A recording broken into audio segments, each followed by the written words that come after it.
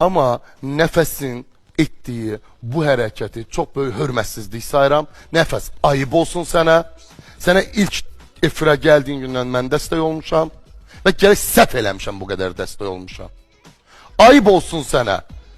Hələm yazırıq gecdir, Balkana demişəm ki ona yaz ki artıq bu saatdan sonra hara gəlirsən, deyir ki gecdir ki.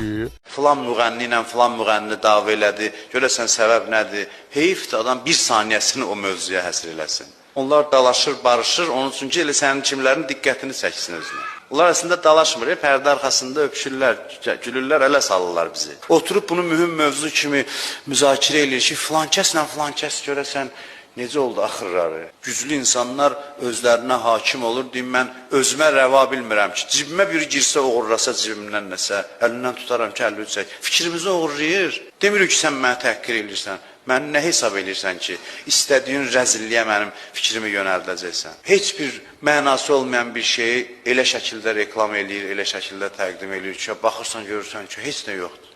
Sabah belə olacaq, şok olacaq, falan olacaq, heç nə. Belə şeylərin avarasıdır adamlar. İnsanın islah yolu bundan başlanır ki, ilk növbədə fikrinə hakim ola bilsin.